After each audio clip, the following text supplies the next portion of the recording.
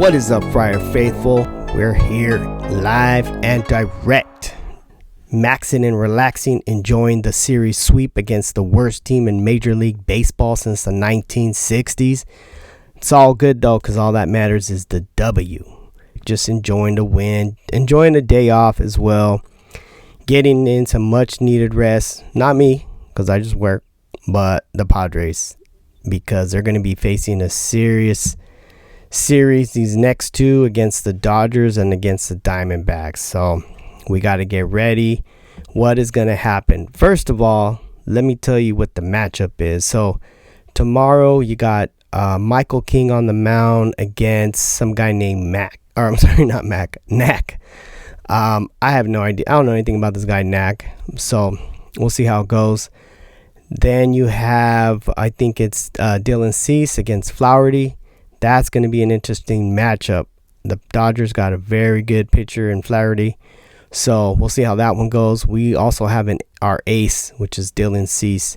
His last outing went pretty well. He pitched into the ninth inning. He went 8 1/3. He was shut out. He pitched a shutout game, so he did really good. They finally took him out in the ninth inning and brought in I think it was Tanner Scott. So we know Cease had a really good outing, and so hopefully he has another one this series against the Dodgers. And then the last one is Musgrove versus Buehler. That's going to be an interesting matchup. Whenever Musgrove is on the mound, that guy is just high energy, man. That guy is just a bulldog. So hoping that Musgrove will be in high competition mode. I feel like he hates the Dodgers. I don't know. I could just be making this up. I know he is a Padres fan even before he played for the Padres, because he is local from San Diego. I think he's from El Cajon, East County somewhere. So what's going to happen? Who knows? But we are 3 games behind the Dodgers, so if we wanted to win the West, this would probably be the time to do that. And sweeping the Dodgers, that's a high call right there. This ain't the Chicago White Sox, who are the worst team in baseball, but I am the type of person that doesn't talk negative. I stay positive. I will say that the Dodgers did lose a game against the Colorado Rockies, who are in last place in the NL West. So you never know. You don't know who the Dodgers, how well they're playing. It's really based on who's pitching. Honestly, I think is like the core of this question. Who's pitching for the Dodgers and who's pitching for the Padres? We have our aces up, but so do the Dodgers. So we'll see how it goes. You know what I mean? The important part is that we got the wild card, so we almost got it sewed up. We just need one more win basically to clinch the wild card, and we'll see how that's gonna go. It's gonna happen if it happens this weekend. Hopefully it does. The sucky part is that we won't be able to celebrate with the Padres because they'll be in LA unless you go up to LA and go to the Dodger game. You could celebrate, but again, it's just going to be kind of weird, celebrating up there in Dodger Stadium. So I wanted to just touch on a couple things against the how things went this weekend. Things, again, went very well. I did not go to any of the games, even though it was Latin American Heritage Week or weekend or whatever. I didn't get a chance to go. I would have loved to have gone, but I went to 2 games that week, and I was just like, can't go to 3 games, wasn't in the budget. But I would have loved to have seen Los Tucanes and Ruben Niebla and Peralta and Jeremiah Estrada up there on the stage dancing with the Tucanes. That would have been awesome. It was just a good vibe all the way around. I mean, it was a sweep.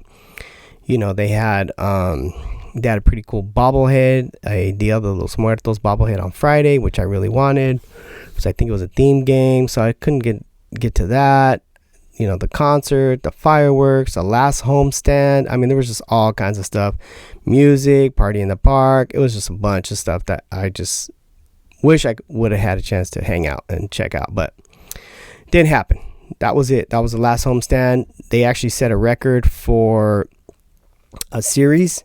So the highest attendance for a series, and it wasn't against the Dodgers. So I don't want to hear any mess about, the only reason why we get high attendance is because Dodgers. No.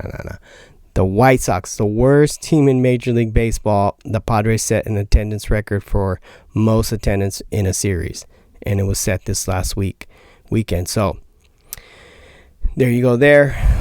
And Darvish got his 2000th strike, and it's the most for any Japanese-born player. So he set a record right there. Plus, he also set a personal milestone of 2,000 strikeouts or strikes. So that was pretty awesome. The Padres are now 90-66, which I believe is the first time we've been there for 14 years. Last time was in 2010. If we get to 92 wins, I believe 92 wins, that will be the highest since, I want to say, 1984. But I could be wrong. Could be 90. Yeah. The highest was 98, which was in the year 1998. We're not going to get that. We can't do that because we only got 6 games left. But we can match the 92 record, which I believe was set in 1984. So, and I'm kind of pissed because none of you guys leave comments. Nobody ever leaves comments. So I'm going to challenge you all. Please leave a comment in the comments below. Just say what's up, or I hate you, or I love you, or you're awesome, or you're great, or your podcast sucks, or it's awesome, or I liked when you said that. Whatever. I don't care what you say. Just say something. Put a little emoji if you don't want to say nothing. But yeah, so the Padres are 90-66. Last year, we ended the season 82 or 84, which is above 500, but it sucks. Okay, we already passed 84. We passed it a long time ago. We're at 90 wins. Mike Schilt is doing a great job. Even though I was not a fan of Schilt at the beginning of the season, you can go back and check my podcast. I was not feeling his vibe, but I don't care about his vibe. All I care about is his skills. So Mike Schilt doing a great job. Couple other things I want to mention. Don't forget to vote for Manny Machado. Not the elections. Elections are garbage, but vote for Manny Machado in the Roberto Clemente Award. I already voted. You can vote. I think you can vote multiple times, so just go back if you already voted. Another awesome thing that happened this series was Tatis got his second walk-off. I think this was on Sunday, the last game of the series. He got his second career walk-off, which is freaking crazy because you would think he would have had more, but I guess not, right? It was only his second career walk-off, which is cool. Just sucks that we had to have a walk-off win against the White Sox. We should have won without having to go into a walk-off win. Great news for Robert Suarez. He closed the game on Sunday and got a W. So it was getting kind of sketchy. I think he walked somebody, or somebody might have gotten a base hit, got on base, and it was gearing up to be a repeat. I think he had 3 balls and 2 strikes. He threw a fastball. The guy fouled it off, and if he kept throwing fastballs, the guy was going to keep fouling it off, and then he was going to eventually get a home run. So what did he do? He threw a changeup, and that allowed him to strike, get a swinging strikeout. So that was pretty awesome. I was nervous about Suarez. He had 1 day off on Saturday. He lost the save on Friday. So for him to come back on Sunday, get the dub, get the save, and get it without throwing a fastball, that was pretty awesome. I don't know what's going to happen going forward into the playoffs. We'll see what happens this week. I think this week is going to say a lot because we got 6 games, and any one of those 6 games, he could come in a save situation. So we'll see how he does in that save situation. He can't just throw fastballs. That is going to be a death sentence against people like Ohtani. He actually does good against, I think he does good against lefties. It's more against righties. So like Mookie Betts, he might, if he faces Mookie Betts and tries to throw him a fastball, Betts is just going to rack that and hit it out of the park. So wanted to touch on that. I'm glad to see he bounced back and mixed in the changeup in there. Another big props I want to give is to Peralta as well. He got a home run. Elias Diaz got his first home run with the Padres. Profar got a home run, and Profar did an amazing defensive play. Here the seventh, and Chucky Robinson. That is swung on, line into left field. Profar charging, dives forward, and he makes the catch to end the inning. Gonna hang a star for Jurickson. Profar in left. Maybe the best play he has made all season long. You know, Profar, that's one of his biggest weaknesses, I guess you could say, that people don't like about him is his defense. And I think his defense has improved dramatically playing out in left field. Do you remember every ninth inning, Schulte would take Profar out and put in Asokad, and Asokad is gone. That dude's out of here. Profar has been playing into the ninth inning. If you notice, Schulte does not pull him out. He doesn't put Peralta or whoever in for Profar in the ninth inning. So Profar has been staying in. His defensive skills has improved. He's been doing awesome in terms of his defense. And so big shout out to Profar. We're going to need that in the playoffs, and we're going to need it in these next six games. So not only has his offense improved dramatically this year, so has his defense. And part of that is because he's just been playing, right? He's been getting a lot of reps out in left field. And so when you get those reps, you get practice, you know, you gain those skills, and he has been improving dramatically. Of course, your boy Jackson Merrill. Jackson Merrill's defensive skills have also improved dramatically. And so I think that was one of the concerns, you know, him coming in as a center fielder who had never played center field in the major leagues, was how was he going to do? And he's done freaking amazing. I don't think there's an error. He has not committed any errors. Somebody check. He hasn't committed any errors as far as I know playing center field. If any, he's done one, maybe two, if that. Other than that, I mean, the guy's been freaking awesome. He's been doing really good. Of course, you know, a lot of the balls that he gets are just hit right at him. So it's not, you know, a lot of challenges, but there have been other plays. I mean, you know, look at the highlight reels. He's done some amazing catches that most other players, center fielders, probably wouldn't get. So Jackson Merrill's been doing amazing. I think he's been a great addition out there. And of course, his offense is freaking awesome too. So I don't know why there's still a question whether he's going to get Rookie of the Year or Paul Skeens. I don't know why people are still debating that question. Of course, Tatis is back. He's doing amazing. He's been clutch already. Coming in, he even came in as a pitch hitter and got a win for us. So he's been doing awesome. Him and Machado, though, they really need to work on not swinging at those sliders outside, because that's usually how they strike out.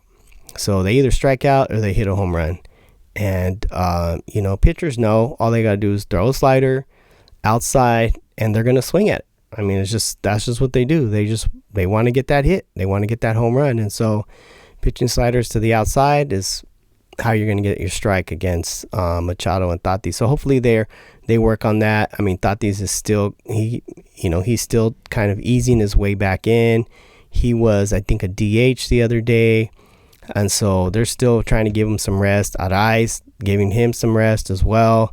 He came in as a pitch hitter on Sunday and won the game for us. So, I mean, all these folks are doing good and getting better. And that's what we need, right? Is that towards this end of the season, they're just upping their game, up and up and up. Arraez hopefully is doing okay with his health, his injury. Tatis is still working out his injury, and Machado's still working out his injury. So we got all these folks. We got Darvish back. We got Musgrove back. Those two guys are doing great. Darvish had an amazing outing this last inning. Cease had an amazing outing, and so did Musgrove. So all our aces are doing really good. Let's just hope they can keep doing good, and let's hope that everybody is healthy these last 6 games so that we're going into the playoffs on fire, baby. Let's go. Last thing I'll end with, this is what I'm going to tell you right here. Just got these today. If you're a Padres fan, you need to pick up one of these LFGSDPadres stickers. These are high quality stickers. I don't mess around with no cheap stuff. These have easy peel tabs right here, so you're not going to be struggling to take the sticker and slap it on something. You're You just fold back this little tab and you're good to go. These are laminated, which makes them waterproof and also resistant to the sun. So you can put these on a water bottle. I've read that you can throw these in the dishwasher and it'll be okay. I haven't tried it yet, but if you want to try it, let me know. Yeah, so the brown and gold. I know it looks kind of black, but it's actually official Padres color, brown and gold. So pick up these, hit it up. I sell them on Etsy. You can DM me on my Instagram and all that. I am trying to get some of these shirts made. I have another design too, but I'm not sure if I'm going to get them in time for the season. So we'll see. I mean, if they go to the World Series, yes. But there's such a long delay in getting this stuff and getting it shipped and stuff like that. It just takes forever. So I'm trying to get some shirts done ASAP with a different design that I'm working on. And so support LFGSDPadres. Follow me on Instagram, like this video, leave a comment, follow me on YouTube. Goal is to get 100.